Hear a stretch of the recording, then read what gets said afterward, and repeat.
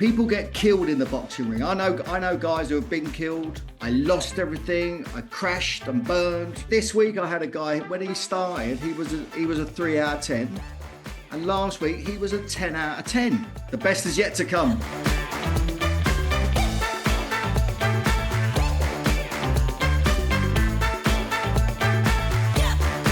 Welcome to today's episode of Free to Lead, Journeys of Leaders, driven by passion, inspired by purpose. And we have none other than a world boxing champion, Billy Schwer, in the red corner. Let's get it on. Exactly. Let's get ready to rumble, Will. Yes, no stopping this man. I asked Billy to come on the Free to Lead podcast because he's got a unique approach since he stopped boxing. He's now doing professional speaking, motivation, working with teams. He's written one book and the second book's about to come out, and he's also a friend of mine. This was an opportunity to have Billy on the show and really get an insight from your perspective on your journey. You can share that for us, that would be great. But then how it's transitioned into the world that you're in now, that would be great. So Billy, welcome to Free to Lead. Well, it's always a pleasure to be with you, always. Great. Well, some people may have heard of you. They may not know about your background, world boxing champion. Where did it all begin and what's this journey you've been on? So if I just briefly go over it. So I had 38 fights as an amateur and a professional boxer. 45 of those were as a pro. And I won the British, the Commonwealth, and eventually I won the World Championships on my 4th attempt. So that's the journey. And that was a 20-year journey. Yeah. Those fights over that period of time. So that was a lot of graft, a lot of work over a long time.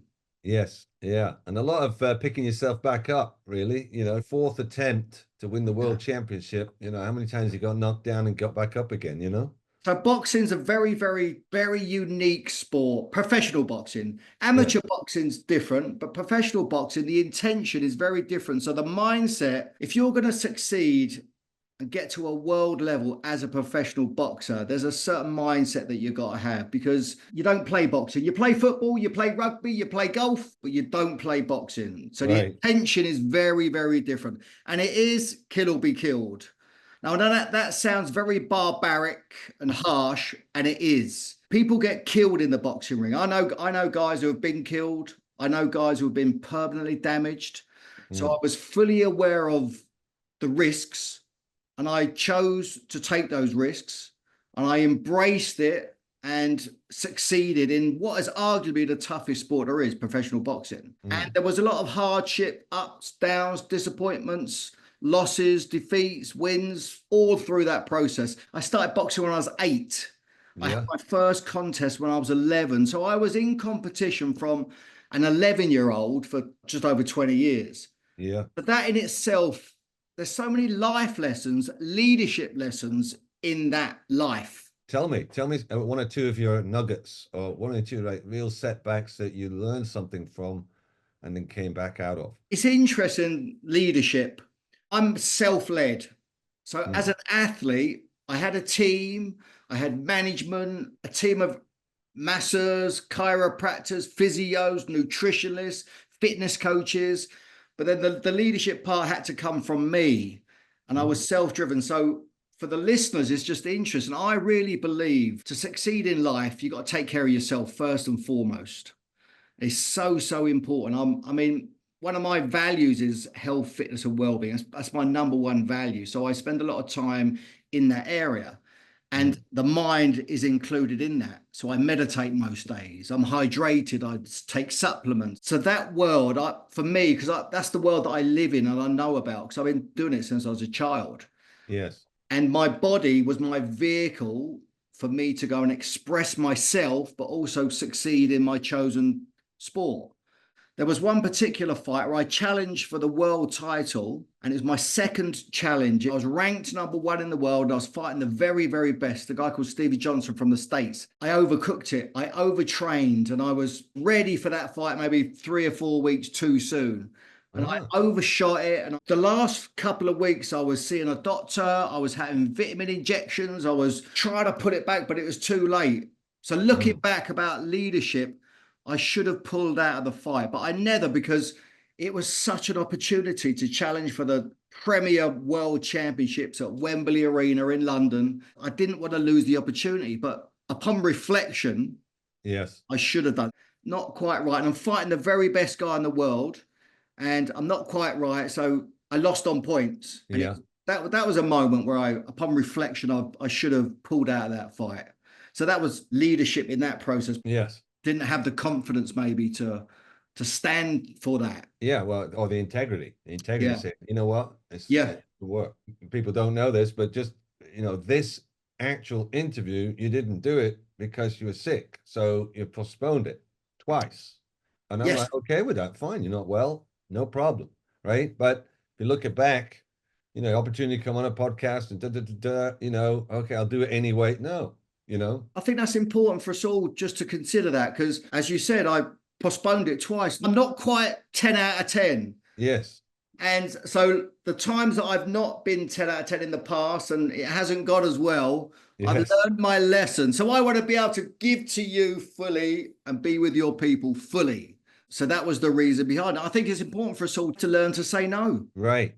Right. And sometimes, you just have to generate yourself, even if you Yeah. don't feel well. I just led in Cairo and I was sick, but there was nobody else to lead it, Yes. So I Yes. managed myself, my energy by having, 12-minute sleeps on the floor. 12 minutes. I can do 12 minutes and meet the team. I got 12 minutes and I can get up, do what I need to do to prepare and get everybody set up and then walk in and lead. And I did that for the whole 3 days. But that's a great example of, generating yourself. So let's go back to the boxing environment. So it's Yeah. like each round, Yes. you go and have your lie down. So we box for a round, and we come down and sit down for a minute, and then we have to generate ourselves again. And I've done talks that also, if you don't have a choice, like you didn't really have a choice. Right. And I've done talks before where I've had to generate. I've got into fights where I've had to generate something, and we get good at that, right? You get practice that. But if there is a choice, you'll take the other. Yeah. Yes. Yeah. Very good. All right. Great. So you could obviously talk to boxers coming up and through, right? Who do you work with mostly these days? Is it boxers or is it companies? I know you're doing your mental boxing and Mainly business owners. mm, So I consult and advise entrepreneurs, company owners, their leaders, and their teams. so say a little bit about your I'm saying mental boxing. You may have changed that now, but Yeah. The umbrella is mental boxing. Mental boxing, the words came together when I was transitioning out of being a professional boxer into the so-called real world. yes. And I found that transition to be very, very difficult. We hear a lot of sports people upon their retirement, I went through depression. I went through an identity crisis. So my experience was I went through depression, Yeah. went through like a breakdown, wrecked my marriage. I ended up in divorce. I went bankrupt. I lost everything. I crashed and burned. Yeah. So hence the reason I volunteer for the charity, the Samaritans now. You're familiar with the Samaritans? Yes. Yes. Yes. I support people on a voluntary basis who are in crisis because I've been there myself. Yeah. I know what it feels like to be the top of the world and then on the canvas, on the floor with nothing. Yes. And then the leadership part of myself, I found a way to come back from, because I had the tools, the certain tools, what had me be a champion in the ring. What I realized though was those traits that I had, which had me succeed in that violent arena. I was aggressive, domineering, selfish, inconsiderate. I was always right, rah. Then that worked as a fighter. Yes. But it didn't work in my marriage. Ask my ex-wife. She'll tell you, right? Yeah. So I had to unlearn those traits, but they were embedded into me from 8 years of age as a kid. And that's, I thought I had to be that way all the time. But I didn't realize, that's a part of me, but maybe there are other parts of me. And that's the work that I've been doing now for over 20 years is looking at and considering and studying and exploring who Billy the Boxer is. Because that was it for me. When I retired from boxing, it's like, who am I then? Exactly. Who am I now? You've identified with Billy the Boxer for your whole life, and all of a sudden you take that away, you don't know who to be. And it's all an identity. I work with lots of people. I worked with you right at the beginning of that whole thing when you wanted to do public speaking. Do you remember? You came into my living room. I couldn't stop you jumping up and down when you were doing the talking. You were like jumping up and down. Billy, you're not in the ring. Come on, you're talking to people. There's like an unprogramming of that from identifying with oneself as that. Although that's useful, and I'm sure you can leverage that promotion and people know you. And there's this new world that you're in now, And I'm very happy that you're successful in what you're doing. What would you say to some boxers or other sports people?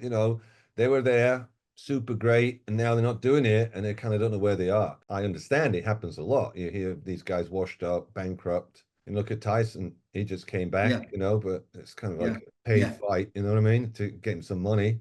He was really down for a long time. What do you say to guys going through that? So I work with, like I say, business owners, those kind of guys, mainly maybe middle-aged guys, not necessarily. I'm working with a client, he's 31, got his own business. And I'm all about performance. So they're running their businesses. I don't get involved as like per se in their business, but my belief is if you're operating with integrity at your highest level, you're looking after yourself, that's going to impact your business. So then it's getting people to consider how they are is not who they are and how they're operating. Because a lot of the guys who come to me they're struggling. They're very successful business people. Amazing. Yeah. They're amazing. What they've achieved and what they're doing, but they're just not quite fulfilled, happy, satisfied. Where are you on a scale of 0 to 10? 0 being knocked out on the canvas, KO'd, and 10 feeling like the champion of the world. So it's kind of just as a gauge. I know it's a made up thing that people talk about, but this week I had a guy, when he started, he was a 3 out of 10. And last week he was a 10 out of 10. When somebody experiences that for themselves, that's just beautiful for me. It's like, wow, you actually feel 10 out of 10. And then that's a form of expression. So then if they're operating in their life, he was a 3 out of 10 to a 10 out of 10. If he's 8, 9, 10 out of 10, could you imagine the difference that's going to make to his business, to his marriage, with his kids, to his everywhere. That's what I love doing. And I've got, how to live a 10 out of 10 life. I've got a recorded webinar that I've done for that. And it's getting all the stuff that's in the way such that they can experience it. Yeah, man. Good. Very good. Transform the business owner, you transform the business. They are the lid on what's possible. We're speaking the same language, for sure. Awesome. Great. Well, how do people reach out to you? How do they get in touch with you? How do they connect with you if they want to find out more about what you're up to? I'm on LinkedIn. LinkedIn is my main platform that I engage with. Yeah. So, and anyone listening, I'd love to give you a version of the book. If we could put a link to that somewhere, you can have that for free. Yeah. The digital version will give you How to Be a Winner by How to Be a Winner Inside the Mind of a Champion. Great. So literally anyone listening, if they go on the link, probably in the comments or somewhere around the podcast, or if not, they can go directly to Billy Schwer on LinkedIn. Billy Schwer, it's like literally your name, right? They can get a link and get that copy of your book. Brilliant. Well, Billy, thanks for being on the show today. It's been great to, spar with you in this domain. Great. Thank you. Right. Thank you, Will. And it's always a pleasure to be with you. And the best is yet to come. Exactly. 10 out of 10. 10 out of 10. Yeah. Awesome, Billy. Thank you. Thank you.